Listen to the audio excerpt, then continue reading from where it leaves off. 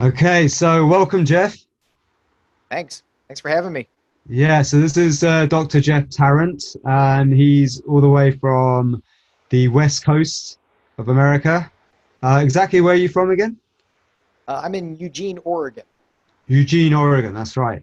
So Jeff actually reached out to me a while ago because he was really intrigued by SOMA and wanted to put it to the test because he's a neuroscientist and he's done a lot of research with brain waves and using brainwave therapy and wanted to see what's going on in the brain with the brain waves in relationship to the SOMA breath techniques.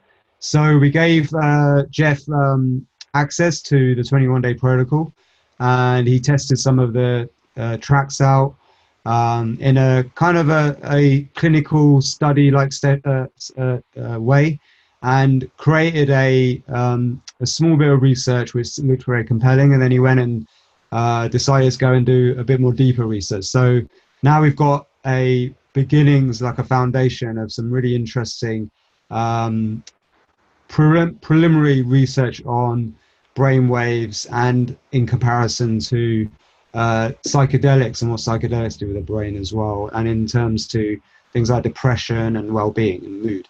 So without going into it too much, I'm going to give it to Jeff to actually explain in the simplest, most uh, accessible language possible for the non-scientist types who might be watching this. All right. Sure. Uh, so the simple, accessible version is But first, Jeff, just explain who you are, your credentials and stuff, because okay, sure. I could have done a better job of that, but you know yourself better than I do. Sure, Go for it. sure. Yeah, Yeah. so I'm a licensed psychologist. And I'm board certified in neurofeedback, which is, basically monitoring brainwave activity and using that to teach people to increase flexibility in their nervous system. And so I've been doing that for 20-ish years, and elements of that have been kind of research oriented. A lot of it is geared toward understanding meditative states and altered states of consciousness. And so, and then, like you mentioned, I came across your work and it was kind of serendipitous because at the time I was like, I think I need to bring more breath work into what I'm doing. And I came across your stuff and I was like, okay, this is awesome. And after I'd worked with it for a little while and was kind of looking at some of the other materials you had, and we had a couple of short discussions, um, that, people were having reporting, pretty interesting experiences in the Soma breathwork practices, some of which sounded psychedelic. And so that was really what kind of got me intrigued was wondering, from a brainwave perspective, what does this look like? What's going on exactly? Because it's one thing to kind of speculate or to, make some guesses, and people do that all the time with all kinds of practices. They feel relaxed, so they assume something has happened in the brain. Um, but it's a whole other thing to kind of really look at it and say, well, what is going on? Is there something consistent in the brain that looks similar to what's happening with psychedelics?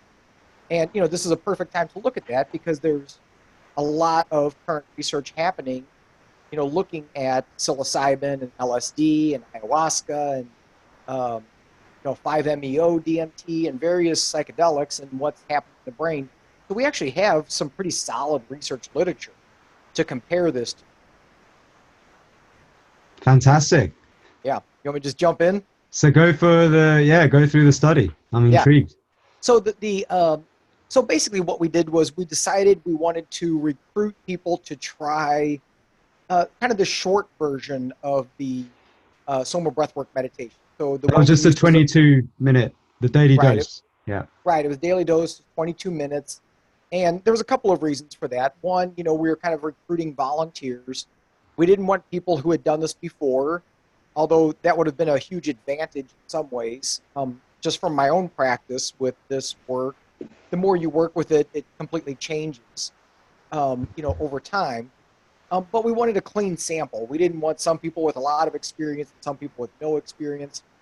Uh, So we chose yogis, people who had an active yoga practice, had experience with meditation, had experience with pranayama, but not necessarily this particular practice. So we did that for a few reasons, because then they know how to do some breath work. They're not going to be surprised if certain things happen, and they have at least a little bit of experience with meditative states. So we ended up our final sample. We had 6 people. We had to take 2 people out of the study because of bad recordings or because they didn't follow the protocol. And so Right. we ended up with 6 That people. happens. It happens.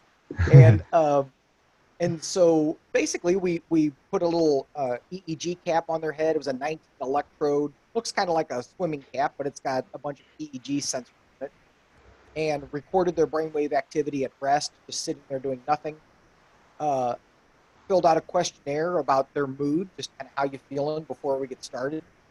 Then had them listen to the guided audio. So it was your voice, it was the scripted version. And again, we wanted everybody to hear the exact same thing. It was the exact same recording, same instructions, same length. And we recorded the EEG the whole time through that practice.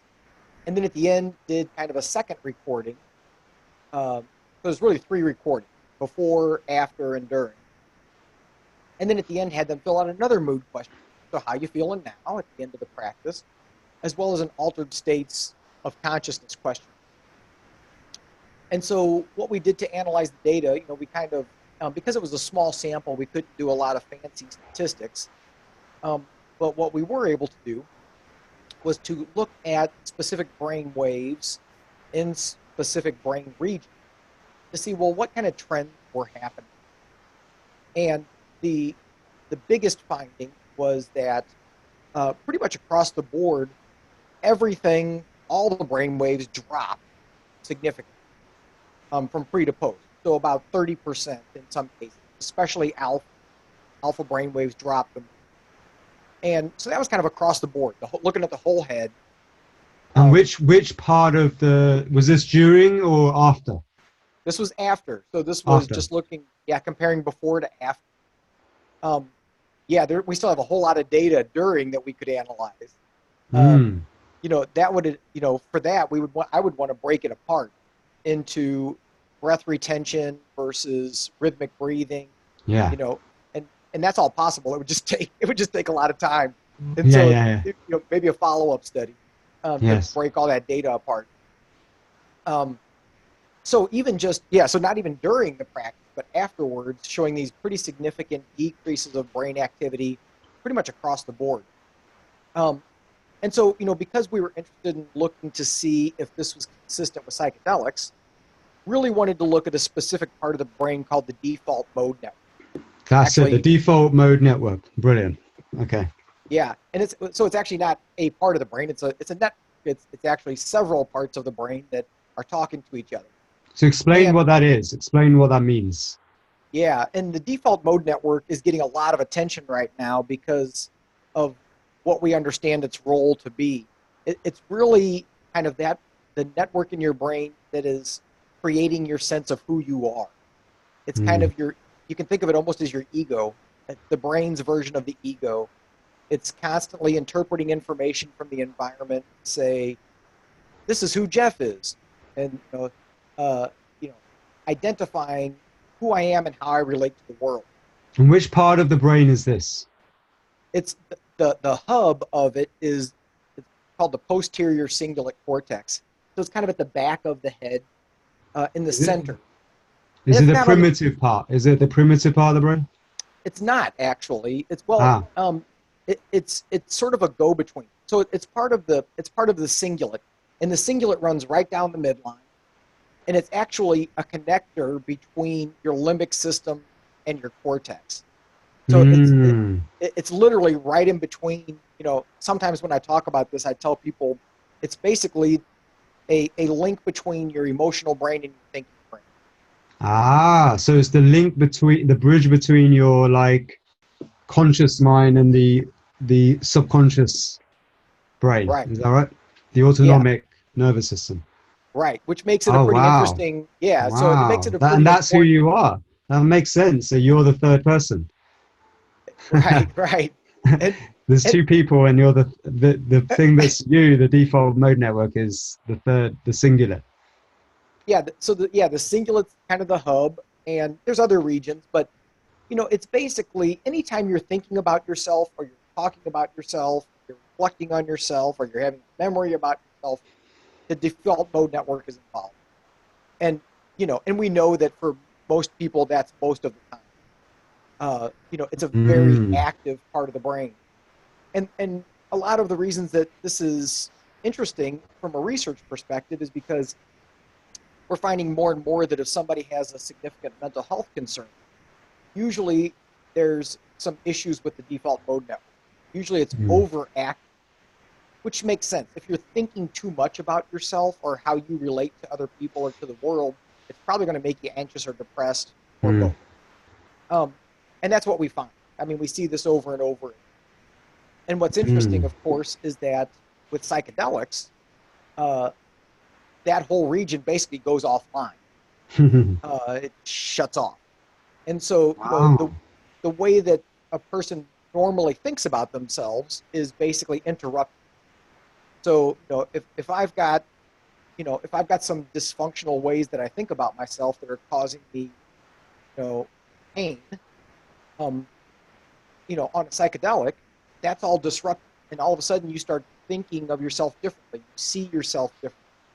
You see how you relate to others differently, Mm. which is, I think, some of the healing potential with psychedelics, because it interrupts that automatic selfing that happens in the brain.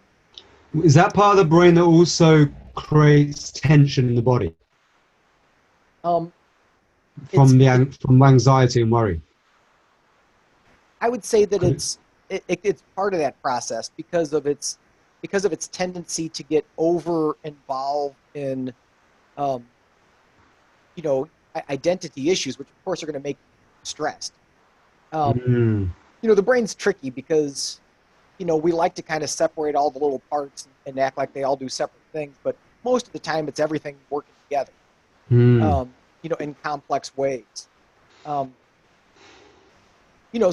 so when we kind of took that initial analysis of what was happening with the SOMA breath work, um, and looked specifically at the default mode, what we saw was a pattern that looks remarkably like what we see with the traditional psychedelics, which Mm. so it wasn't just on the surface of the brain, it was down to this default mode network, and it was just shutting down.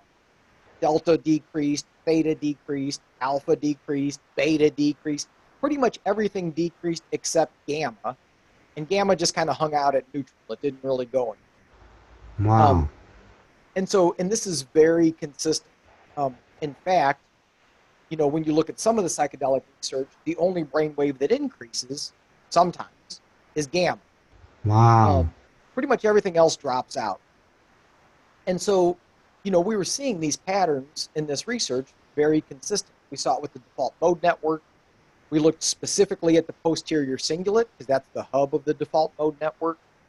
Saw the same thing.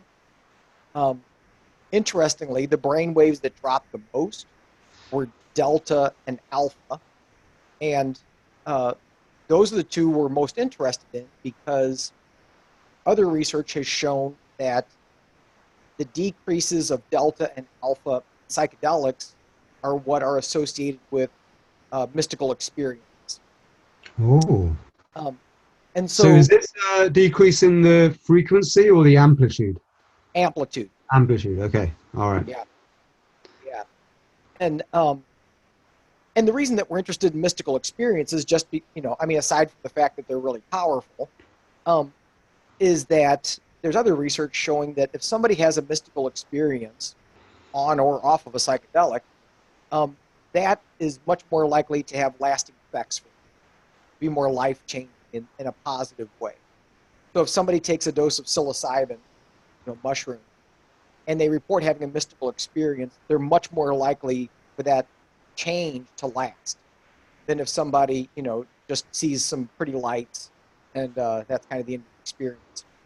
So, and again, we saw that pattern here with SOMA. So this decrease of delta and alpha Um, so all of this was very consistent.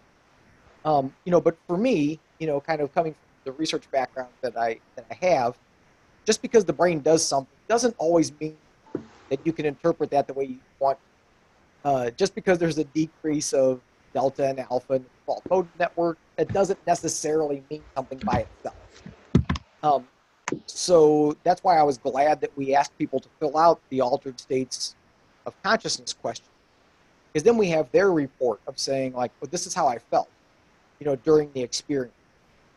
And, the altered states of consciousness questionnaire has been around for a long time, been used in a lot of published research. So it's not just something I made up. It's a validated question.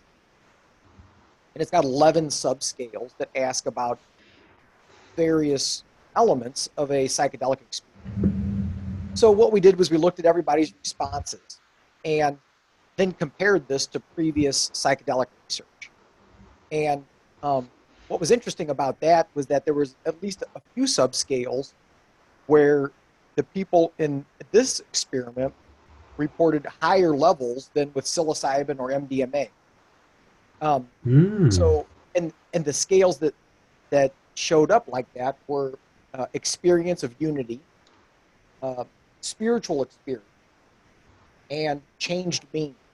So those were the names of the scale. And so again, this was actually pretty consistent with that drop of delta, that drop of alpha. So it was kind of cool, right? Because it's like, okay, that's incredible. So that's awesome. It's very awesome. So people's experiences and their brain waves were kind of matching up in this way. And it was consistent with what, you created this. You've been doing this for a long time. You see this all the time. But it's nice to sort of see it in a more research-oriented. These people had no experience, no background with this. I gave them no kind of indication of what could happen or what might happen. I did give them instructions about what the breath work was going to look like so that they had an orientation to that, so they weren't, just hearing the instructions and not knowing what to do. But that was pretty much all I gave them, was just a quick orientation to, Amazing. Yeah. And so for me, go ahead. Yeah, go on. You're going to say, so. Well, for me, I mean, the fact that we got these results at all was pretty impressive. But then especially the fact that it was only the 22-minute version and they'd never done it before. Wow, that's mind-boggling. Yeah. I mean, again, because I've been working with this, with these meditations now for, I don't know, 6 or 8 months or something on an almost daily basis. And, I've noticed for myself that, it took me a month of working with it consistently before I really kind of landed in sort of a sweet spot with it. And, the 60-minute version is totally different than the 22-minute version. Yeah. And so, the fact that we're getting these results in this situation I think is super significant.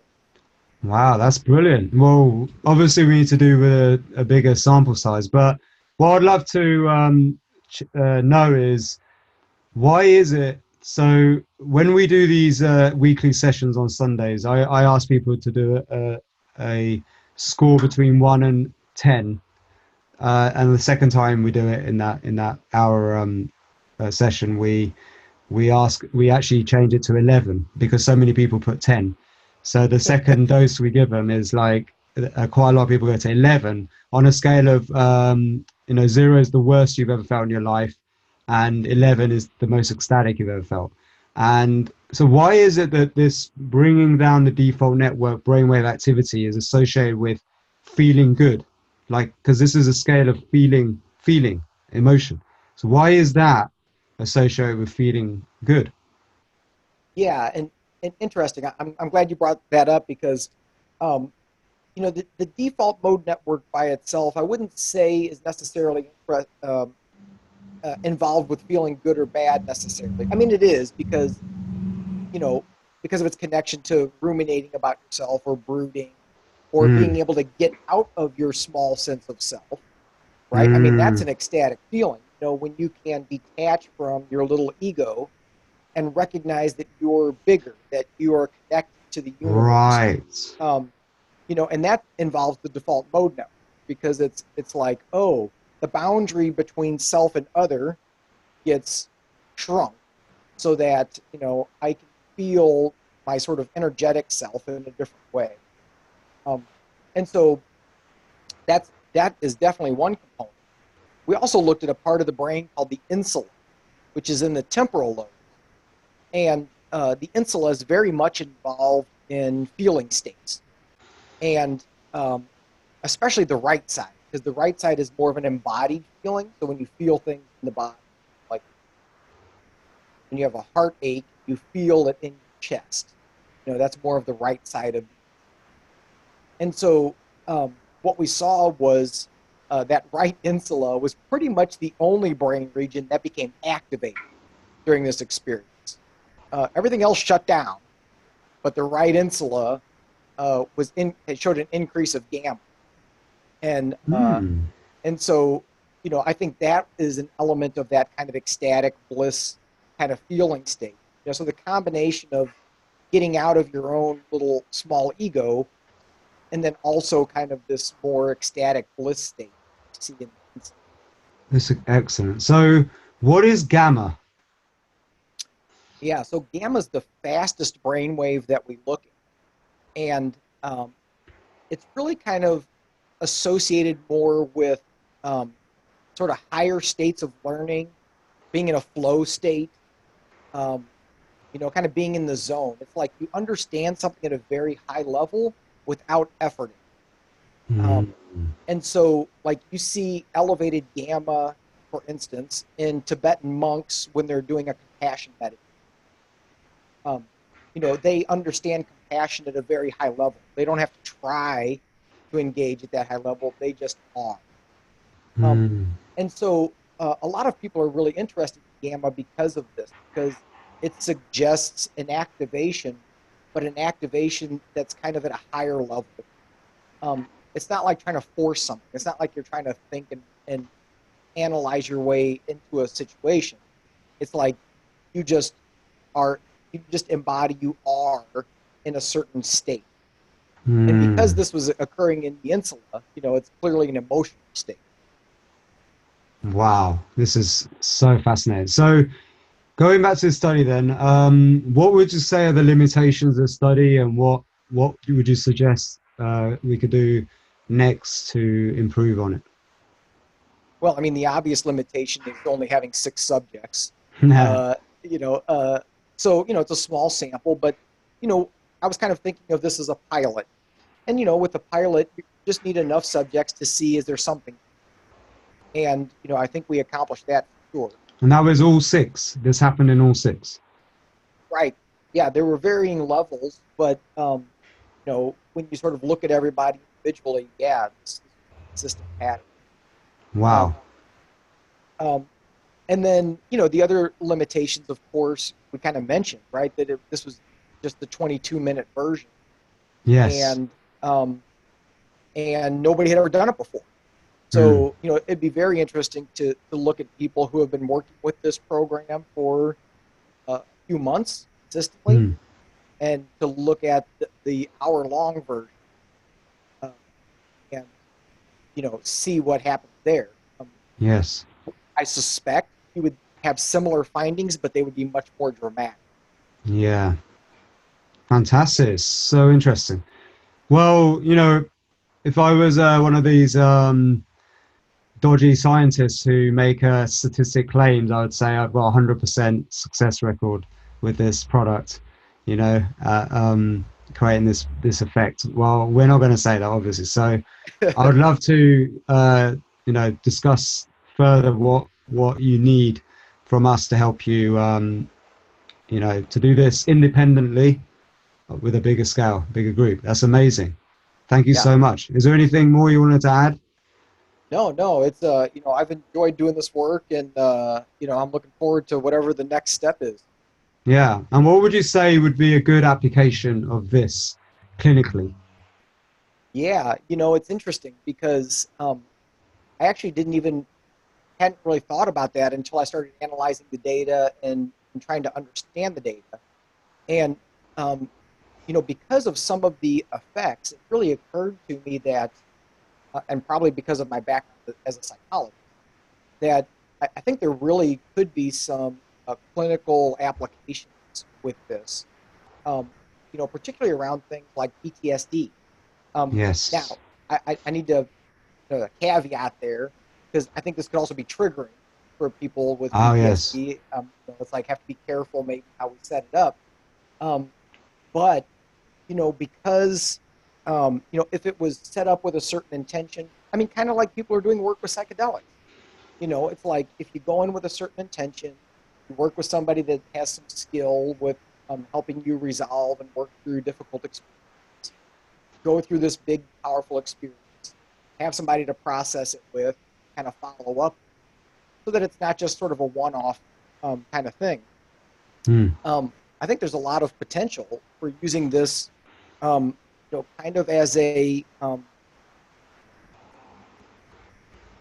what I want to say, kind of a softer version of psychedelic therapy. Yes. It's doing the same thing. Um, and I know some of the things that you've been working with already are kind of the hypnotic applications. And I think that's another place that this could work. Mm. Again, because the way it's impacting the brain, I think you're setting the brain up to be receptive and with this practice. And so if you have the right intention, come into it, with some suggestive ideas, you've been already kind of thinking and planning about what your uh, perfect life would look like, what you want, what you want to achieve, and how you want to develop, and then kind of have strategic ways to kind of bring those ideas in while your brain's in a receptive state. It's huge. It's Yeah. yeah, and you've already Fantastic. figured that out. You've already been doing that. We're So doing it. We're doing it. I love it. It's happening. yeah, Yeah, man. All right. Well, thank you so much, Jeff. This yeah, is yeah. fantastic. It's a great My pleasure. summary of the results. All right. Very excited to see what we do in the future. Sure. And Thanks for having me. where can we find out more about you and your stuff that you do with brain mapping and Yeah, thanks. My website's www.neuromeditationinstitute.com. And so great. pretty much everything we're doing is there. That's the easiest way to kind of track me down. Jeff does some cool stuff with VR. Actually, they made a SOMA VR version for the Helium app, which you can check out in the if you've got a Oculus Go. I've got one and it's proper cool. The kids love it. The kids love it. And the you do stuff with brainwaves as well. Brainwave entrainment. Yeah, Yeah, brainwave entrainment. And a lot of our work is actually combining neurofeedback with meditation. So fantastic. giving people feedback about what their brain's doing in certain styles of meditation so they can learn to shift to deeper states. That's a lot of what. Fantastic. Speaks my language. Yeah, perfect. All right, man. All Much right. love. Appreciate it. Thank you. Peace. All right. Take care. Cool, man. That was great. Yeah, Oops. good. Where did I go? Sorry. I don't Oh, know. there. There you are.